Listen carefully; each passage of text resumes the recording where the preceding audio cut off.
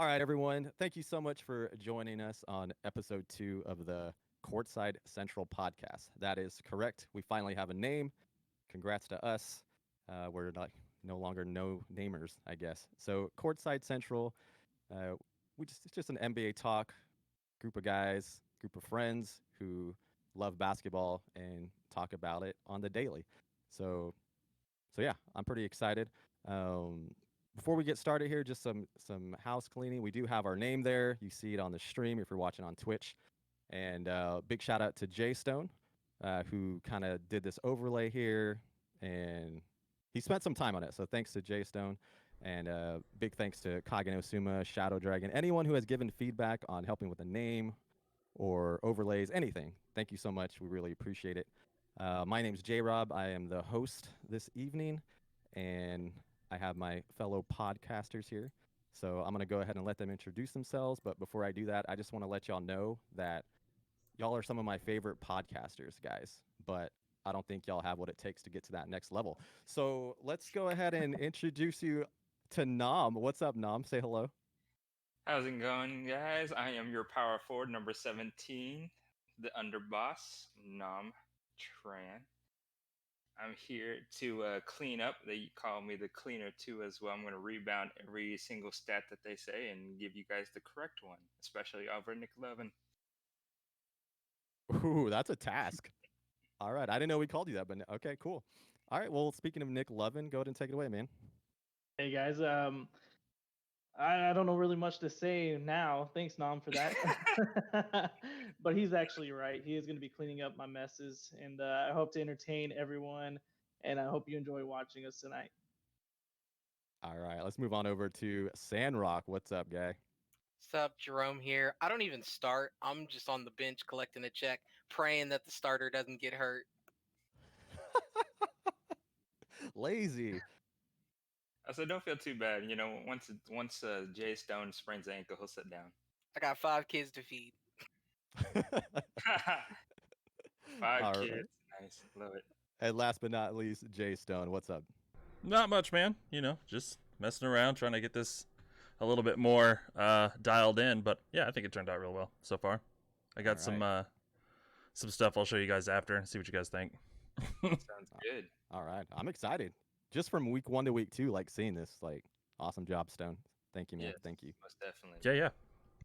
All right. So, like I said before, this is episode 2 of our NBA talks. So we have some, we got some topics that we're going to discuss tonight. First, we're going to go ahead and just kind of share some news of the week. So I'm going to go ahead and pass that on to Nick Lovin. So go ahead, man. Hey guys. All right. So just a little bit of news of the week. We know Damian Lillard on Thursday. Him and his fiance Kayla Hansen. They just had twins, boy and a girl. They are fraternal, and the daughter's name is Callie Emma Lee Lillard, while their son is named Khalil Lahim Lillard. The only difference between the two, the daughter has 1 eye and the son has 2 eyes in his name. It's like 1 eye. Yeah, it's very close in spelling. Like And so literally, I wonder how many When you times said this eye, thing- I thought a literal eye. And I was literally like, just what? one eye. Oh, you know? I think they One eye. they're spelled really similar. But like I have a boy and a girl, and their names are Olivia and Luke, and I still get them mixed up. So I just wonder what that's going to be like for them. Man, I feel you. I have 2 kids and 2 dogs, and they all get named the kid, the dog, and Just do the God of War thing, just boy, and then it's the son, Come here, and boy. then girl, it's the daughter. I'll probably call a son a girl, and then vice versa. It's not easy, Jerome. All right. All right, continue, Nick. And then our other news is Steph Curry is now the second most prolific three-point shooter in NBA history. Yeah, he just beat Reggie Miller's stat there. Golden State, they played, was it Saturday night? He dropped 5 3-pointers in that game. And so he finished the game with 2,562 career threes, trailing only Hall of Famer Ray Allen, who's at 2,973 on the all-time list. So he has a little ways to go, but I think he's going to get it done sooner than later. Yeah, shooting at a 43% clip too. I mean, greatest shooter I think is going to end up as the greatest shooter of all time. Most def. I agree, man. Although Ray Allen's up there, but barring injuries and whatnot, yeah, Steph might take that mantle. He'll take it in 2 years. You say 2 years? All right. Mark Jerome's words, y'all. 2 years. He's got 2 years. I mean, Let's if see it, Steph. I, Let's see it. a lot of people might argue that he'll lose shots, but if Clay comes back healthy and everyone sort of has to start defending a little bit, off Steph a little bit, it's going to give him, I think, more shots to take. I don't know. If he might be able to do it in a year. I'm just saying that Oh. that boy just throws up threes just to throw up threes and makes them. So So silky smooth. And what's sad too for us is eventually, Reggie Miller, great 90s player, in the Indiana Pacer all the way through and through, one of the greatest shooters of all time, just Mr. Clutch himself. And the next, our favorite, Jerome's favorite player, James Harden, is not too far down that list. Will probably be in the top 3 when it's all said and done. And in the end, we all know it's that right there. Is he really that high on the list? Yeah, he's under Kyle Korver right now, but he's not that far away.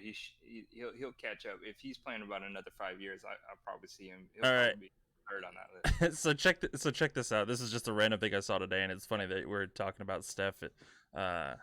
Steph and his 43 shot percentage. So this is kind of a culmination of football and basketball. All right, but this made me laugh, especially because we're talking about Steph and how fucking amazing he is as a shooter. Arguably one of the best shooters ever. But it says Tom Brady has made the Super Bowl in 10 out of 21 seasons. That's 47%. Steph Curry's career three-point percentage is 43. Tom Brady is more likely to reach the Super Bowl than Steph Curry is to make a three. Wow. It's insane stats. I'm Tom not Brady, a TB fan, so I'm gonna have to That's- do that. I Joe read, fan all the way. and look, Goat. take it with a grain of salt. There might be, that could be, that might be just flat wrong. It could be a little odd. Who knows? But if that's a legit stat, that is absolutely insane. No, I was gonna say it. Absolutely I think insane. it's a legit stat because I think he's been a third of all Super Bowls played ever. So I mean, it's insane. Yeah, that's crazy. But I thought that was funny because they're just their comparison with Steph Curry and his amazing 3-point percentage. Oh That's man, nuts. they can't use a football one; they got to use a basketball one. That's not where I thought you were going with that stat. That's crazy. Yeah, That's crazy. it's pretty nuts. All right. So I'll take over the next two here. I wanted to kind of just say, going along with the news of the week, tonight actually is the first time that it's the first female duo to officiate the same NBA game. So that's Natalie Sago, or I'm going to say Sago, and Jenna Schroeder. So 2 women officials tonight that are going to be working on the Hornets Magic game. And so that's pretty awesome. So congrats to those ladies. That's big news. I know NBA is really pushing the leadership of women. So we're waiting for the next head coach, Becky Hammond, maybe. Oh, it's got to be Becky. It's not gonna be a travesty. And I mean, Yeah. anybody that would try to complain, it's like, for as often as we all complain about missed calls, even now, I mean, it's awesome that we're gonna get women officials and stuff like that in the game. And I'll be honest, I'm hoping for one that's super OCD that knows the rule book. So every time James Harden fucking travels, she's calling him out on it and shit. That or all the carries. Maybe the Right. women will call carries unlike some of the men. Every single basically the women are just these are the rules, we're gonna apply them, not like these refs now that are oh, he totally just took 3 steps and just carried the ball the whole time, we'll let it go.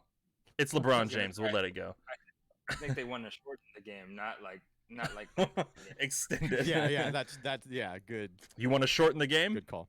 All right, I mean, let's do 2 quarters, 1 and 1. James Harden done. goes down to only start shooting 5 free throws a night. Right, yeah. It'd be great. Oh, His- that'd be funny actually. He'd be What is the arguing difference? Oh, every time he got 100%. Those calls don't ever generally go against me. What are you doing? All right, well, we're going to move on to the last news of the week that we want to discuss. So as I mentioned earlier, as a joke, talking about my fellow podcasters here and telling them that they don't have what it takes. Um, there was an interview that took place on Inside. Is no, are they Inside the NBA?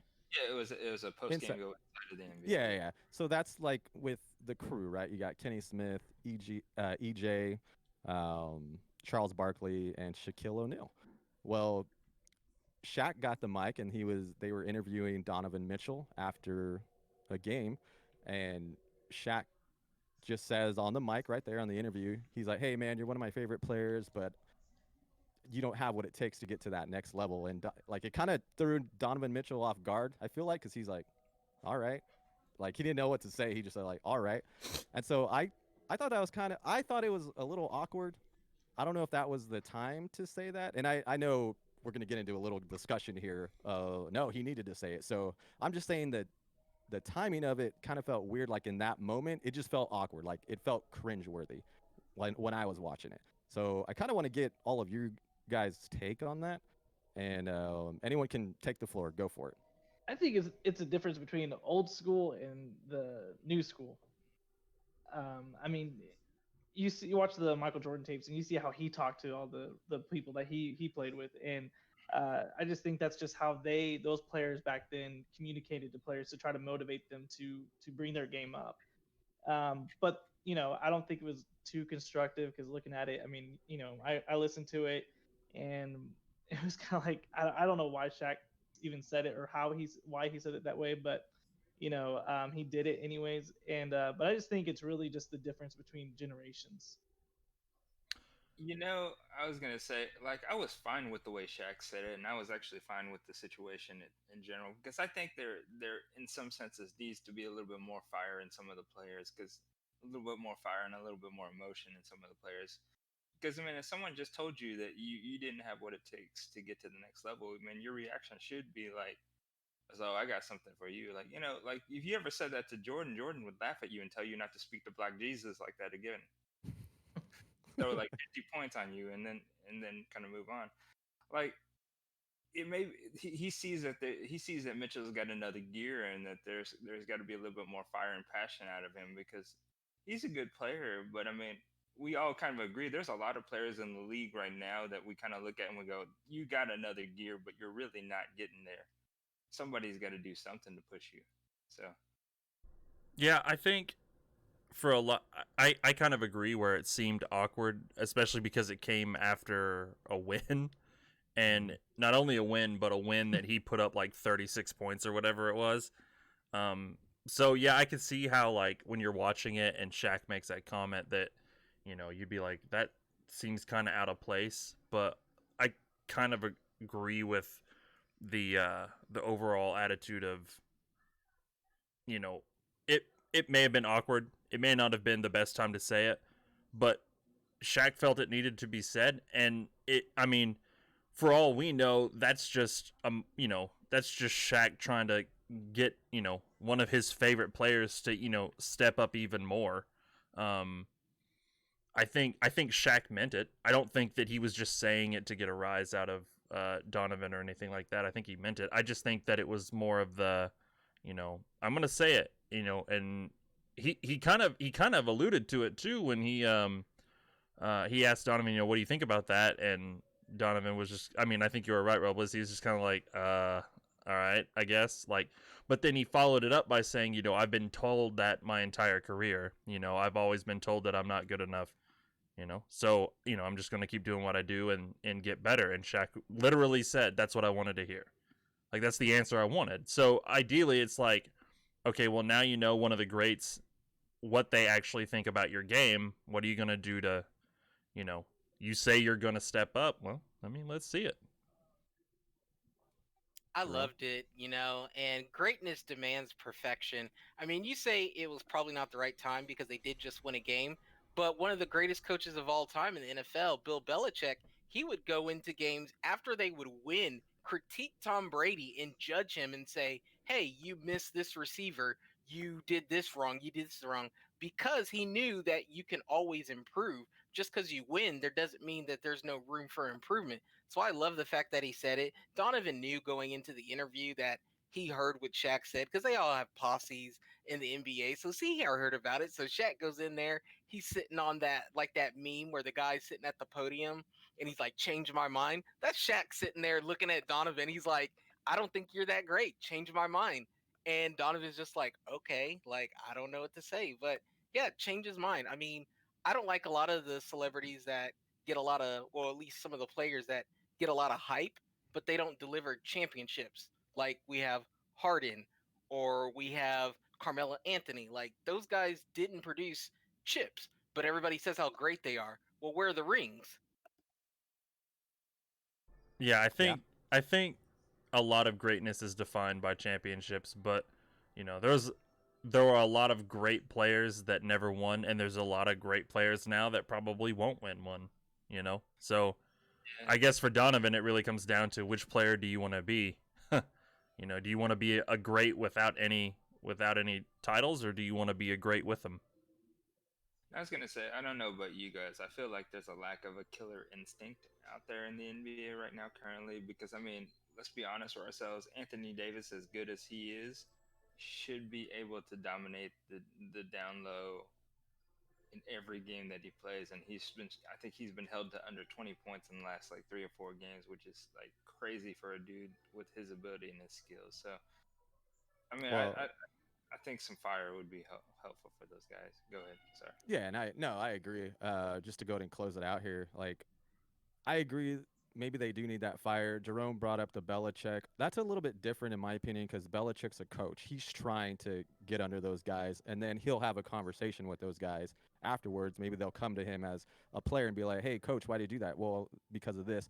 To where Shaq sometimes He's trying to be a mentor, though. He's trying to I say, don't. hey, like, you're not there yet. Okay, so That's a different tone than what you just I said. yeah, like why did he have to do it there in that case? Not have a Well, conversation and with he him, knew but he Shaq put knew him what he on. said. Yeah, go He ahead, Nick. said he knew what he said was controversial because he even started like I can't remember the direct quote, but he kind of like backtracked, like kind of Yeah, slowed down a little bit because he knew, crap, what did I just say on national television to and that's the him? thing. Not gonna. Like I can understand. Like this sounded like a Twitter post or something. He could have talked to Mitchell like on another thing. When you're coming in inside the NBA and you're always interviewing these players, and then that happens, the next player is going to be like, why do I want to go on the after show when they're just gonna. So that's my whole thing is like as a whole that show and bringing it that topic right there and then after a win when Donovan Mitchell's been balling this year, but Yeah. I just thought it was like a weird time and place. But I agree, maybe it does need to be said. But he has the same beef with Rudy Gobert, Donovan Mitchell's teammate, who he gives him the same stuff for being a big man, but he's not in that 25-10 club or whatever he says. Like I that think I think is the it's big man. mostly because he's a big man. Because Shaq has a specialty about big guys, and he really just doesn't like the current NBA big guys at all, which I don't blame him because Yeah, they're not doing what they do, and it's different. It's a different game because we spread the floor out so much. right. I know you and Nick are probably feeling the same way about LA on your team because for a big man, you kind of will want a little bit more out of him Yeah, for a big man. But it's just a different style, a different NBA. And until they dominate, like he did back in the day, he's not going to give them props. At least not that I can see. exactly. All right, we're gonna go to move on to our main topic, because we can be talking about that I think for a whole show. So, our main topic this episode is um, everything going on in the NBA league right now and COVID. The COVID-19, it is impacting the NBA, not just the NBA. It's impacting the world and sports and just everything. But we're going to talk about, because this is an NBA podcast, the effect that it has on league right now. And we're also going to talk about the effects that it has on fantasy leagues as well. We're all in a fantasy league together. And so we're going to go ahead and we're going to start with the actual league and then we'll go into fantasy league. We'll close it out with that. Um, but I wanted to share before we get into this topic. There was another game postponed tonight. So we are recording on January 25th, 2021. And so another game was postponed today. That was the Spurs and who are they playing The tonight? Pelicans. The Pelicans. And so this is the 22nd game this season that has been postponed. And Actually, it's the January 27th is the 22nd. It's oh, so 22nd so game. yeah, that's Bulls right. Because versus they Grizzlies. yeah, because they already said this week that they're not playing those days. So yeah, thank you, Nick. And And then another team tonight too, Kings and Grizzlies. Kings Yeah, and Grizzlies. Grizzlies, Mhm. like I think the other day, Grizzlies are going to be postponing the next 3 games, I think. Yeah, so it's just crazy, like keeping up with all the games that are postponed. Is my team Yeah. actually going to play tonight? Why are they postponing them? And so, does anyone want to kind of just start talking about this whole thing? So, I mean, I think it's going to be interesting with those many games that are being postponed. And I know the second half of this season they don't have their schedules out yet. But I just don't see them being able to get all those games played. Yeah, no, I just I don't don't. see a rhyme or reason. So I'm kind of curious on what they could possibly do. Because, I mean, Washington, I think literally for about 2 weeks worth of games didn't play. Mhm. And, I mean, talking about throwing people off of like a rhythm and throwing people off completely, it's a lot to take in. It's a lot to take in, and as far as whether or not it's going to be fair towards the end of the year, because not enough games are going to be played for some of the teams. What could they do differently to take it either? I don't know if it feels like they need to take it a little bit more serious. I know they changed the rules recently to make it a little bit more serious, but the teams, what they can do to help that progress a little bit more, or find ways to play games that aren't postponed for too long. You know what I mean? Nam, if you want to go ahead and share real quick, like what they changed, like, do you know that off the top of your head, like exactly what they changed from So, before? so they changed a lot of the protocols as far as on court for sure, where you get to lose the hug and the high five and the handshakes, the cool different handshakes that they've had to practice off court for them to figure it out. But also off the court too as well. Visiting cities and just being a little bit more closure as far as letting people go out and do what they want to do during that time. Even though it was strict as it is, it's a little stricter than what it was before. There's a lot of complaints about it. So basically, if you know what the COVID rules are in California, that is kind of what they got imposed right now in the NBA, to kind of hold everyone back. Yeah, and I don't know if you guys saw that, like Kyrie, they kind of stopped the jersey swap earlier this week when him and another player after Mhm. the game were swapping jerseys, and they like kind of nipped that in the bud and were like, nope, no jersey swap. Yeah, I'm real curious as to like how this changes things. You know what I mean? Like, um, ideally, it's like you play 82 games, and so what happens now? Like, so let's hypothetically say that a team plays all 82 games, but then you have other teams that have played less than that. Like, I don't know. I feel like a lot of teams might end up getting.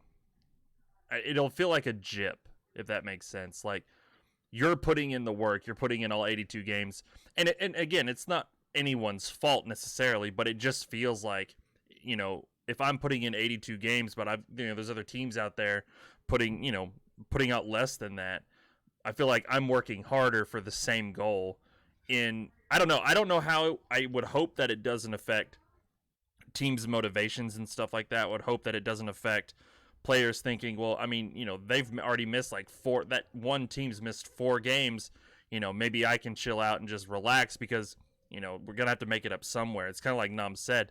What do they do to make up for a lot of these games? Do you extend the season? I mean, what's the plan for all these games that are missed? I'd be really curious to see what they've Well, what they've I got think figured out. I think everyone understands too that not outside of sports, everyone is having to make an adjustment and change the way things are done. And so I think players going into the season knew, it wasn't a matter of if this game gets canceled, it's just a matter of when it gets canceled. And with that mindset, you kind of, let yourself know, hey, it could be us that gets canceled tonight. It could be us that gets canceled, the last, 2 games of the regular season. and then people are going to might get upset because they get that 2 game break and then they go into the playoffs. But you can't help that, especially in this with this pandemic. I mean, you just don't know. I have just 3 people today at work were tested and they got positive, and no one else during the whole time, no one has been tested positive until like this last week. And so when it hits a team, it's going to hit a team, and hopefully it doesn't hit again. That's kind of what I'm hoping for. But I think everyone has that mindset though. Hey, we're going to have to make adjustments. We're going to have to give and take with this pandemic if we want to play. Yeah, and I mean, this is just part of the sacrifice for having sports. I've been one of those people that have been like, I just say cancel all sports for a year. But if people do have to play to kind of help them deal with, getting back to some sort of normalcy, I'm okay with the professional athletes playing because at least they're getting paid on a professional level and they have, the health insurance, yada, yada, yada. So, I mean, this is just part of the sacrifice that they're just gonna have to make. And I imagine they'll just do it like miss school days, just tack it on at the end of the season and push back the playoffs. I mean, we had playoffs going into what, August this last year, Yeah, almost September. So I mean, I'm sure they've factored that in. And yeah. I But the mean, problem with that though is, what if some teams have like 15 games or so that they need to replay, and there's Yeah, some teams that have like one. You yeah. know. So the postponing or the pushing back into the playoffs probably isn't going to happen, mostly because they want to get the NBA Finals in before the 2021 Olympics, if the Olympics continue. I doubt we'll see that, but yeah. And right now, as we know, it's still going on. So as far as they know, they're gonna have to get everything in before. And a good example of kind of what Stone and Nick are kind of talking about is the college football playoffs that we just recently had, where Ohio State literally played like 5 games and got into the playoffs. It's definitely one of those things. I don't know if they're gonna.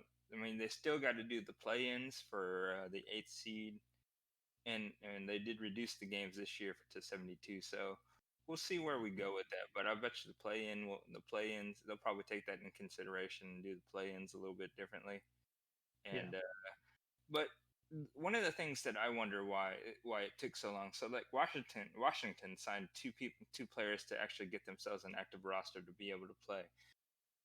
And I wonder why games that are postponed, like say 3 or 4 games in advance, or 3 or 4 games in advance, like Memphis or whatnot, why couldn't they? Why couldn't after the first postponement? Why couldn't they sign a couple players from the G League to a 10-day contract to manage the people who are missing to try to make up those games during that season? I know the chemistry is out, but hey, that's kind of like what's going to happen to your team. You have at least a couple of days before your next game. Why end up postponing like 3 or 4 games like that? I'm Yeah, just but then Yeah. you've got to worry about like, okay, are these guys from the G League? Do they test positive? Like, do we have the salary cap to do this, or are we going to go into luxury? I mean, there are a lot of factors that you can't just bring guys off the street but into your facility. two-way contracts for NBA and the G League isn't uncommon, which they do all the time. Plus, they before they sign any free agent, they have to pass a COVID test before they get signed, which is what's holding up the New Jersey Nets getting their center. So I think there's still safety protocols there, but I just wonder why they don't do a couple two-way contracts and give some of the younger guys, people in the G League, a chance. I wonder if, like, I mean, Good point. you know, this is just hypothetical and who's to say, but, if the entire team is out, I wonder if they're like, okay, well, the team's, if, let's say 5 or 6 guys have tested positive and they're just like, you know what, let's just call it there. Maybe they just don't, they either may feel, hey, what are the chances that some of the G League guys, they have it too, etc. Like, it's all hypothetical. I don't know, but it's also the NBA. So we also have Yeah. tons of questions of like, why do they do a lot of things? Why don't they do a lot of things? And we never get I answers. We're just kind of left wondering. I want to Should go ahead get and tell you what you say now. I said they should go ahead and get Keanu Reeves, Johnny Utah from the Oh replacement. gosh. Nice. Shane Falco. So I wanted to go ahead and let y'all know as far as like the process going into this season. So I think Nam had mentioned it. They lowered the amount of games. Is it? I think it's usually 82. Did they drop that down to 72? Yeah, 72 this Yeah, year. 72. And then the question was, do we want to go back to the bubble? That was the question. And it was up to the players. The players don't really want to do the bubble because they're away from their family. If they're doing a whole Right. season, they're away from their family, friends for a very long time. So I've heard Adam Silver say like if it does come to where we have to do that, then we'll do it. But right now, we're honoring what the players want to do. They want to be home, with their families. And if it comes down to where they need to like nip it in the butt, then they might see about going to the bubble as well. But that's the reason they're not in the bubble starting out the season. Now, the other thing True. too that Nam also mentioned, they've only released the first half of the season, right? And they have a week break, and it's a week break for they usually have a week or two for the players mid-season to rest, and then push it into high gear to finish out the season going into the playoffs. And that's when they usually have like the all-star games, the dunk contest, all that jazz, right? They have that week as well to any postponed games to take place that week. And then again, they haven't released the second half of the schedule because they want to kind of see like how many games are gonna have to be played. Now, the reason I bring that up is just to let y'all know what the process is going into this season. And I was reading an article that kind of talked about like how the Major League Baseball has done it to where they might not have to make up all those games if it's a team that is out of contention, then you're not going to risk other players getting COVID and they're not in title contention, then they're going to cut their season short. And so the teams that are really playing well and going for it, they'll finish out kind of what Stone was asking. Like, are they going to finish out? They'll finish out their games. If it's a team that's not doing well, they might just say, "Hey, your season's over." Like that's it. Another topic I want to bring up to all of y'all right now. It's not only affecting games being played. I feel like it's affecting a team as a whole to where if you're short staffed, I think each team has to have a roster of 8 to be able to play a game right now. Um, if you're short staffed and you don't have your best players, but you still have to play this game, that kind of sucks for that team, I feel like. So if say you're the Lakers and LeBron and AD are out because of COVID, but you still have enough players to play, you might lose a few games because of that. So it's like there's all these little factors taking place because of COVID. And I don't know if it comes down to shutting down the season or, like I said, maybe taking that approach that MLB is doing to where they minimize the games and then kind of instead of prolonging it, just cutting it short, basically, is what I'm saying. One of the things. Oh, sorry. Go ahead. No, I was just saying, I mean, if say LeBron and AD sit out, maybe let's just look at it as it's like a Kawhi Leonard load management, and they're just taking a couple games off, so maybe some other guys get some minutes in. If they're winning, that's fine. But if they lose those games, that's the. I guess that's where I'm coming at with it. Well, I think where it hurts the team is how did they get, COVID? Did they go, because they've been away from friends? It just really was cooped up, so they went out for the night and did something stupid like that. Um, or The was it, hey, they just had a family member? I don't know. I mean, I don't know what all the rules are personally, what they can and cannot do, but I think that also comes into play. How did it happen? the one thing too is like a lot of these uh, people who aren't playing is because of contact tracing. They're being very cautious about it. So they don't even Yeah. have COVID, but if they came into contact with any player that gets it or got it, then that's when it's like, oh, through the contact tracing, they have to quarantine themselves, get tested, and then they can't play those games. So that's Yeah. kind of where that comes into play. See, And and I then, don't even. I'm sorry. Go ahead, Nick. well, that's where it comes down to. It's like, well, what did you do to get yourself around that person? Was it preventable? Was it, maybe a loved one was in the hospital and it was life and death and it was an emergency and you needed to be there. I think players are more forgiving on that. But if you were just like, hey, I just want to go to the local club and just go, you know, just get the stress off me and just relax, well then that's Harden. stupid. Yeah, I was I literally mean, like the James Harden treatment. that's just dumb. And I think that's when you will have an issue with team chemistry at that point because that player is letting that team down because they're all going through this. Hmm. See, and that's where I don't think this is my tinfoil hat moment.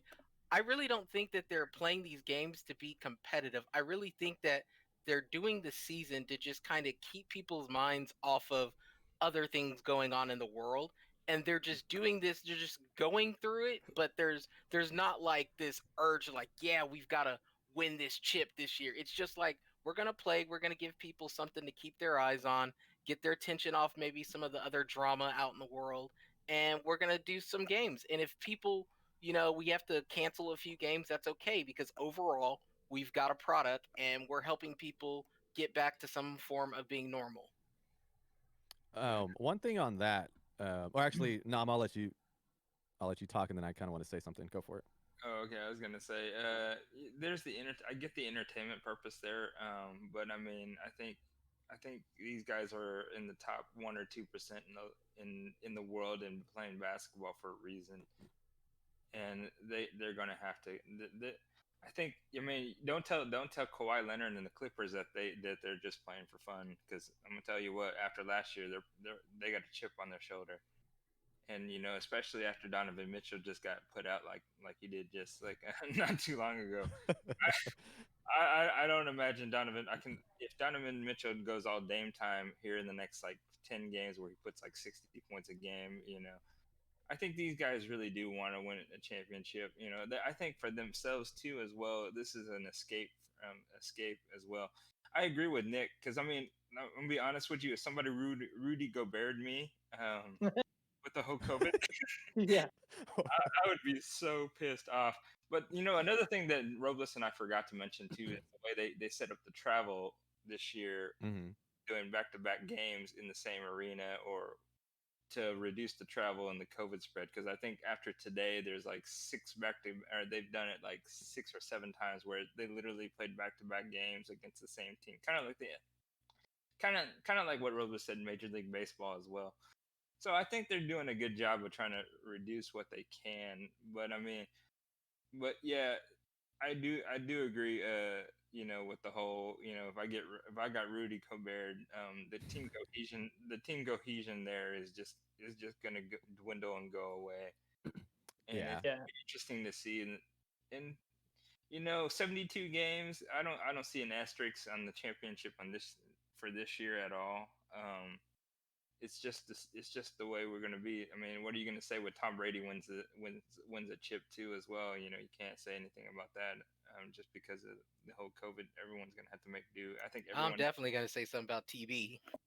everybody plays with that same field. It's not Goat. like one. It's not like one team has an advantage over another. So I will say, like on that point, the same like you mentioned a few guys like who have a chip on their shoulder. The same with the Nets. Like we talked about the Nets last week. If they don't win a chip, you better believe people are gonna give them, talk mess that hey, y'all could have won it this year. Like no one's gonna let that slide. Like the Stephen A. Smiths of the world are not gonna let that slide just because of this. Like you got put in a position to be in the playoffs. Like go win the thing, right? Yeah, you got to take the chip off the shoulder and eventually put it on the ring finger, right? You I got to mean, get some hardware. I mean, yeah, I agree with what you're saying, John. And you see the to Jerome, what he was saying that he thinks is. I mean, I hope I'm not taking words out of your mouth here, but it's the entertainment that they're doing. But I've been seeing a lot of physical play in the games I've been watching, and the Cavaliers lost 2 games to the Cavs, but then I'm sorry, the Nets. Yeah, the Nets lost 2 games to the Cavs, and then they come back and win it. And I can't remember Irving's stat line, but Irving had a good game. Durant, of course, I think he scored 31 points that game. And then last night I was watching the Knicks and the Trailblazers. I don't know if you guys caught that game, but that was a really good game last night. And um, their Emmanuel Quickly. I don't know if you've watched him play or not, but that dude is exciting to watch, and he's, you could tell he's trying to prove something in the game. So I think there is competitiveness. They're professionals. There has to be competitiveness in the game, or else they wouldn't be getting paid the millions of dollars they are. Because I mean, I used to be in sports and I was competitive and I wanted to win. I don't care if it was just for fun or an actual game. I wanted to win that game. Did you quit on your team after 9 games and then get traded? Yes. No, I'm just kidding. No, they traded me actually. They said we can't use you. You're too short. We're gonna have to move you to the team. They traded me for bananas. It was weird. For bananas, oh lord. That's Or a 2K was it a reference. soda machine? Yeah. Yeah, I gotcha. I wanted to mention this as well. So all that being said, right now the people watching these games like in the arena have been limited to like I think family and like a few friends, like very close people.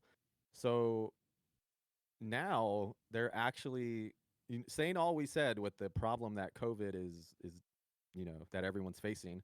They're talking about bringing fans back into the arenas. Now, not into full capacity. I think it's the what is it like 10% capacity or I Yeah, forget what's is it 10%? Okay. I think it is. So this is actually something I saw. I kind of wanted to get your opinions. One on letting fans back in, what y'all think, and two for this the Miami Heat are going to use Yeah. COVID sniffing dogs to screen fans. Yes. So I'm trying to. apparently, This Your might be words. the most 2021 thing I've ever heard. all right, let me finish this and then we'll get some tips here. Shift though, right? I So want a COVID sniffing dog. I'm just saying. so if there's fans that are like are afraid of dogs or like are allergic to dogs, then they can skip the dog coming to sniff them. But then if they skip that, then they have to submit to a rapid antigen test instead. So that's a test that they can take instead of the dog coming up and sniffing them. I don't know what this test involves, but I think it takes like around 45 minutes to get the results. So I'm guessing these fans have to go early So hold to the on. arena and then get tested. Hold on. Hold on. I- Let me just one No, last thing. you. Oh my goodness. This One last thing. Apparently, a German study has shown that these dogs were right 94% of the time. That's pretty up there. Yep. That's a good percentage. So I'll leave it at that. I had to say it. Let's get Yeah. some thoughts. Go Stone, go. Yeah, go Okay. Stone. That's all So you. I'm. So could I train my dog? I'm curious. Like, how does this work? How did they get the dogs to know what COVID smell like? I know that dogs are like generally really smart. Like a lot of the time, there was a story of a woman who I think had forgotten to take her diabetic medicine or something like that, and she had fallen asleep, but the dog like while she was asleep could tell that there was something wrong and woke her up, and she immediately knew that she needed to call 911, etc. So I get that. I don't want people to think that like I don't think dogs are capable of stuff like that. My question really is like, how does a dog distinguish COVID specific from something minor? You know what I mean? Like, but I don't know for animal experts here. No. yeah, right. So, but Yeah, I don't have the qualifications. but my question really is why use the dog if you have a test that takes 45 minutes? What do you have against the The dog, dog is Stone? Because the dog's quicker. Wait. It's not what I do not. A I'm sorry. German scientist showed Straight us up how to dog I'm do it. sorry. I can't believe that a dog walks up to someone and just goes, they check out. Next. This dog is trying to be First- employed, trying to okay. get some treats, and I was gonna Stone's say, like, no. First off, I feel sorry for your dog, who thinks you Oh, think like right. nothing of it. Poor Gambit over there, just like Gambit's "But I fine. thought you love me. All right. So this is how it works, Stone. Is the dogs will be walking. If it sits down next to a certain person, that's telling you like, hey, something's up. Like this person has COVID or this person's sick or something like that.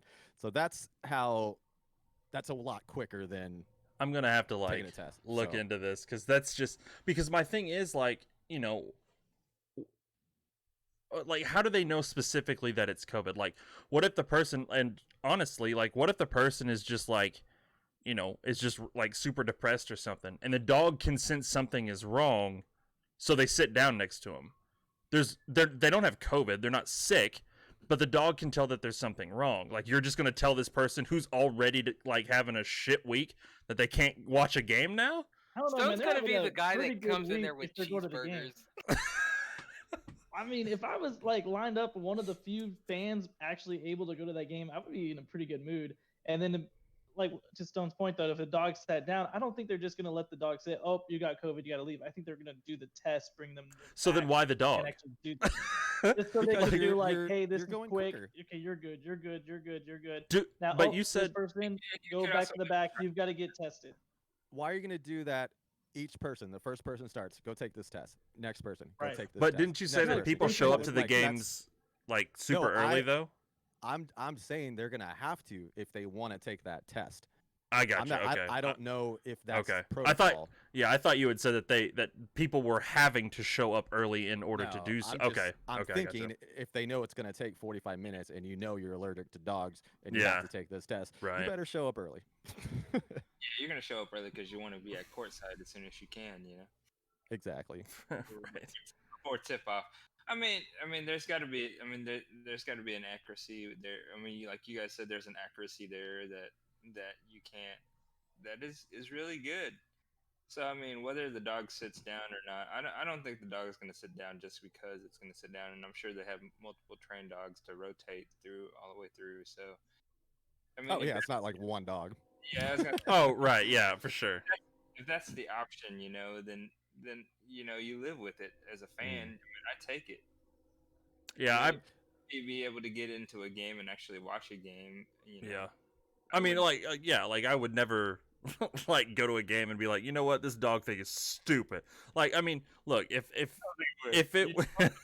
The dog would sense that and be like, "Yeah, send him home." yeah, get this guy out of here. No, I The way the dog would tell Stone that he was sick was lift his legs up and just starts peeing on him.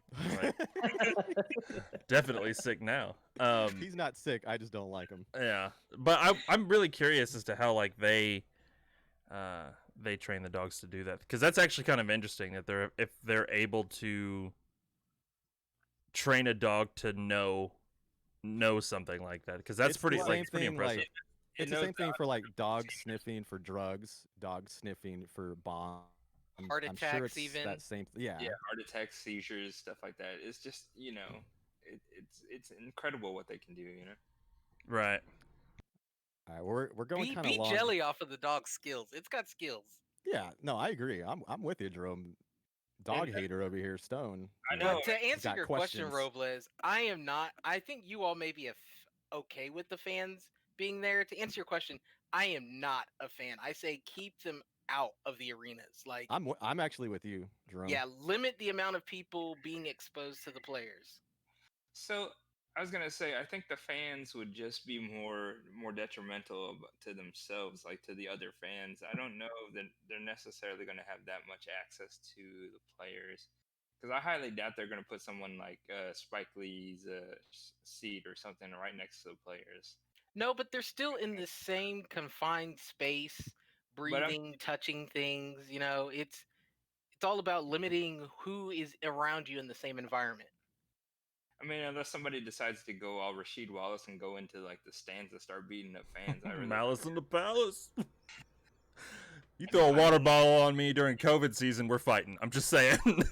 Like, Well, we're going kind of long here, so I kind of want to start wrapping it up. We'll kind of just talk about the effect it has on fantasy league. So let's go ahead and just get some thoughts. Let's not make it too long, but maybe get some thoughts of what it's done to your fantasy league specifically. It's hurt mine the first few weeks. So I would have dominated Nick, like absolutely dominated him if I didn't have people to sit out because of COVID. Just throwing it out You there. don't know that. You don't know that. Domination. It would have been barbecue chicken. Barbecue chicken. yeah, I think that's the biggest thing with fantasy basketball and COVID is you never know if it's going to be your week where you've got 5 players that are out because of COVID or because the team isn't playing, due to COVID. Like Yeah. I had to set an alarm for myself on Sundays for fantasy football. Trying to remember to change your team out every day is kind of a task, but Yeah. then to be able to stay on top of that and be like, holy crap, because that's my thing is like, what do you do in that situation? You have 5 players that could potentially be, out due to COVID? Like, you just taking the L that week or that day, I guess, because I mean, what do you do in that situation? You obviously don't want to just start swapping out your roster. You got 6 moves to swap, man. I'm just throwing it out there. Well, then you got teams not only. I'm IR. sorry, Nama. I'm sorry. You also have the injury reserve that you can put somebody into for COVID too as well. There's a lot of strategies to be held. I can't stand and throw it out for everyone. Just throwing it out there. The most important lesson is keep your finances in order in case you got to pay any bets that you lost due to these, outages. There you go. Well, the point that people are trying to rest up to, that hurts too, because I have I don't know, see, Kimball Walker sat out, Joel Embiid, Yeah. and then I've got Jimmy Butler on my bench because he's out because of COVID, and so that's hurting me right now. Stone is like the worst in our league, and he's beating me by over 100 Wow, points. did you? I know he doesn't I even called him play out. all his I players. mean, yeah, there you go.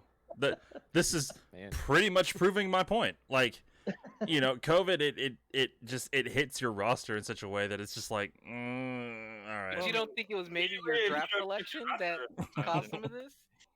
Yeah, you should have seen this coming. Stone, Well, you should have prospected all your guys, and oh yeah, he's gonna be sick. He's got Harden on his team. Yeah, there you go.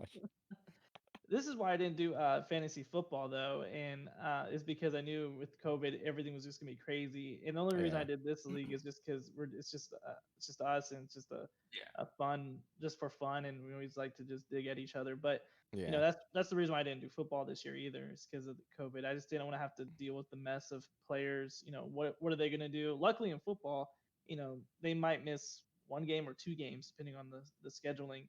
As in NBA, it's multiple games. Yeah. Yeah. And that's like you had said, as far as it brings up a question, like players are sitting out for like load management.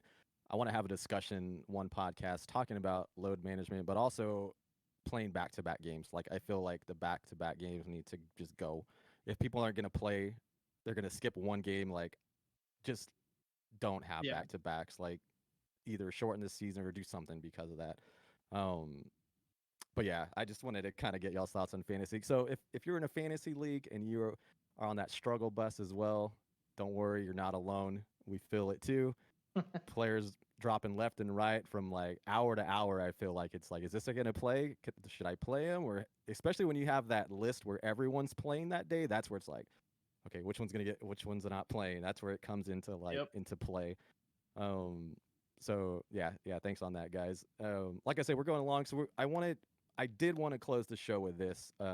Nam, the underboss here, reminded us that tomorrow is the 1 year anniversary that Kobe Bryant and so many others on that helicopter passed away, and so we just wanted to honor him. I know it hit me in a weird way. I know I've talked to the guys about it, and if y'all want to just like share a moment, really, or just like how that affected you that day. I know I was just coming home from church, I think, and then I had read the news, and then like just seeing it, just everywhere after that. So it was kind of like a weird day for me, and you know it hit me because the Spurs and Kobe, like they were always battling, and I didn't like playing against him because he was really good, but that he was a really good player, and he was always a tough matchup, Mamba mentality. So if y'all want to just again, not too long, but just maybe share something you remember or right quick. So Kobe got drafted to the Charlotte Hornets, number 12, I think, in the NBA draft. Which I was a Hornets fan during that time, and I was excited because I was like, all right, cool, we got Kobe Bryant. Then we traded him for Vlade Divac. Good job, Charlotte. This is why you guys still suck. I mean, Kobe was just one of those guys. One of the things I remember so many moments for him, but there was one that stuck out to me. Shaq, I think there was a game that he was playing with Shaq, and Shaq fouled out, and this was before Kobe went to number 24. Kobe, he was still number 8. Kobe, and he just kind of looked over at Shaq and just gave him a nod, and Shaq gave him a nod, and he just like obliterated the other team in the fourth quarter, and they came back and won. It's just that he's just so good, and it's just so great, and just so confident. the closest thing to Michael Jordan that we will see in our generation currently. So, he had so much more to give to the game, and his daughter did too as well, and all the other family members in it. So it's just so sad to see an icon go away in that Yeah, manner. I'm like John, and being a Spurs fan, when they played, couldn't stand them. Always, I'd see like the Lakers fans at the game and just roll my eyes. But when he retired, or even his last year, I remember when he came to the Spurs stadium and everyone cheered for him. It was his last game in the AT&T Center, and the place went crazy when they subbed Respect. him out. And yeah, the respect was there, even though during the rivalry, the hate was there, but it was a respectful hate, and I really enjoyed what he was doing outside of the NBA. I was excited to see, and that's why it was really a shock to me to see what, when I got the news. Yeah, I wasn't the biggest Kobe fan because, like Nam said, he was kind of like the next thing to Jordan. So, and everybody knows I'm not a Jordan fan. So, me being a fan of Kobe was just like, eh. But I loved his post game career where, he was being a mentor to a lot of the guys coming in. He was spending more time with the family. He was branching out, writing children's books. I love that Kobe where he was just like this role model of what your life could look like after you've had this great NBA career, now you can branch out and do all these other things. And I really love that aspect of him. And it's just, unfortunate that his life was cut short and he wasn't able to, really fulfill and do everything that he would have been able to accomplish in his life. Well said.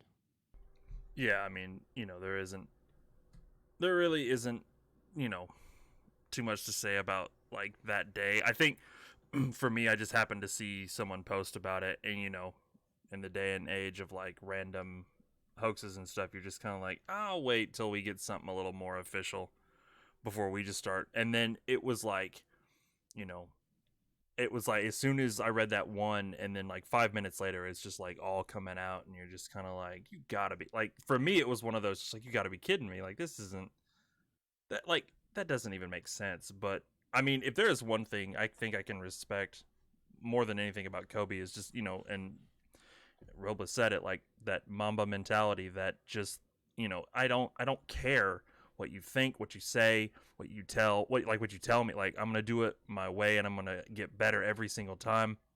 I remember Kobe, was it like that Achilles tear or whatever he had in one game, and he came back on that injury just to shoot his free throws. Like the guy wasn't going to be denied, and I think that kind of mentality, there needs to be a lot more of that mentality now, like in Right. general, like in life, people need to have that mentality more, like more so now than ever. Like, life is, especially now, it's gotten hard. COVID's made shit painfully difficult, but to just have that mindset of, I'm not quitting. There's no quit in Kobe Bryant. There's no quit in that mindset. I think a lot more people with that mindset would be a lot better off. And I mean, that's one guy to look up to for it too. Just that can do, won't quit attitude. Yeah, and it worked. His worth ethic. I mean, got him championships. Hate him or love him, he was a winner. So rest in peace, Kobe, Gigi, all the rest that were involved on that day. And we're going to close out the episode there. Thank you guys so much for joining. If you're watching on Twitch, YouTube, if you're listening on Podbean, thank you so much. We really appreciate it. Hope to get some more episodes out to y'all. And thanks for listening. We'll catch you later. Yeah. Bye. Peace.